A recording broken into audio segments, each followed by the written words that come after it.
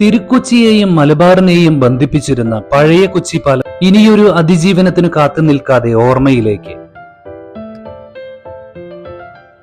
മലബാറിൽ മാത്രമുണ്ടായിരുന്ന റെയിൽവേ സംവിധാനം കൊച്ചിയിലേക്ക് നീട്ടാൻ മുൻകൈയെടുത്തത് കൊച്ചി രാജാവ് രാമവർമ്മയാണ്. ചിലവിനു മുന്നിൽ കൈമലർത്തിയ ബ്രിട്ടീഷുകാർക്ക് അദ്ദേഹം പണം നൽകിയത് തൃപ്പൂണിത്തറ ക്ഷേത്രത്തിലെ സ്വർണം വിറ്റാണ്. അങ്ങനെ 1902 പാലം പൂർത്തിയായി. ജൂൺ 2 ആദ്യ ചരക്കുവണ്ടി പാലത്തിലൂടെ കടന്നുപോയി. ജൂൺ 16 യാത്രാവണ്ടിയും സഞ്ചരിച്ചു.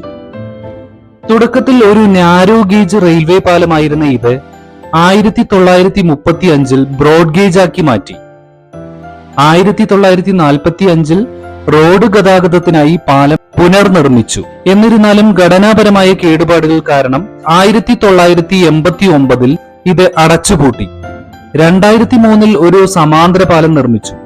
2009 2011 പാലത്തിന് കാര്യമായ തകർച്ച സംഭവിച്ചു.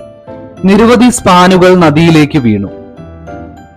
ഇനിയൊരു കുത്തൊഴുക്ക് അതിജീവിക്കാൻ കഴിയുമോ എന്ന വർഷങ്ങളായുള്ള ആശങ്കയ്ക്കിടെയാണ് കനത്ത മഴയിൽ പാലത്തിന്റെ ഒരു ഭാഗം കൂടി പുഴയെടുത്തത്.